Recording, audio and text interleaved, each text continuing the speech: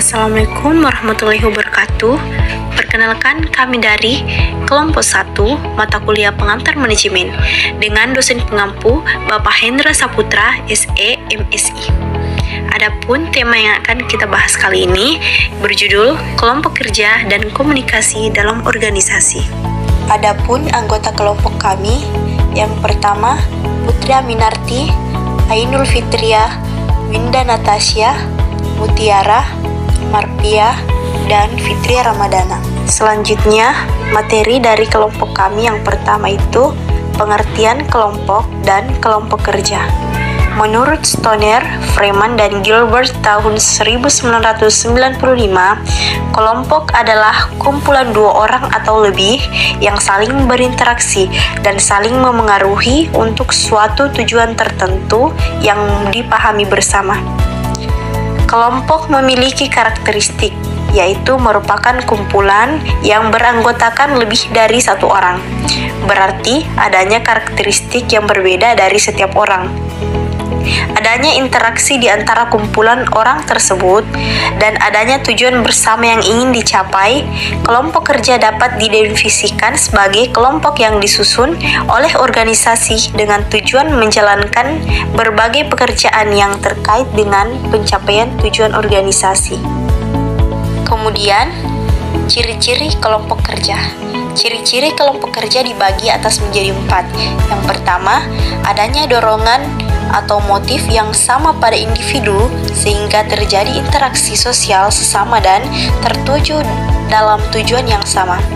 Yang kedua, adanya reaksi dan kecakapan yang berbeda di antara individu satu dengan yang lain akibat terjadinya interaksi sosial. Yang ketiga, adanya pembentukan dan penegasan struktur kelompok yang jelas, terdiri dari peranan dan kedudukan yang berkembang dengan sendirinya dalam rangka mencapai tujuan bersama. Yang keempat, adanya penegasan dan peneguhan norma-norma pedoman tingkah laku anggota kelompok yang mengatur interaksi dan kegiatan anggota kelompok dalam menganalisis tujuan kelompok. Yang selanjutnya, pembagian kelompok kerja. Pembagian kelompok kerja dibagi atas menjadi 2. Yang pertama, kelompok kerja formal dan kelompok kerja informal. Kelompok kerja formal adalah kelompok kerja yang dibentuk atau disusun secara resmi oleh manajer di mana kelompok kerja tersebut diberikan tugas dan pekerjaan yang terkait dengan pencapaian tujuan organisasi, dapat berupa kelompok kerja langsung, kepanitiaan, dan kelompok kerja temporal atau khusus. Yang kedua, kelompok kerja informal. Kelompok kerja informal adalah kelompok kerja yang disusun atau tersusun dengan sendirinya ketika beberapa anggota dari organisasi yang kegiatannya biasanya tidak terkait langsung dengan rencana-rencana rutin dari organisasi, namun secara tidak langsung akan memengaruhi kinerja dari orang-orang dalam organisasi. Kemudian, konflik dalam kelompok.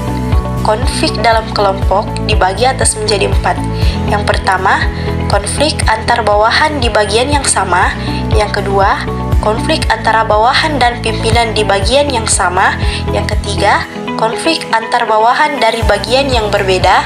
Yang keempat, konflik antar pimpinan dan bawahan dari bagian yang berbeda. Selanjutnya, dampak bagi organisasi. Yang pertama, konflik dapat menyebabkan kelompok kerja lemah dan berbagai pekerjaan dalam organisasi yang akan terbengkalai. Yang kedua, konflik bisa menjurus pada persoalan antar individu dalam organisasi.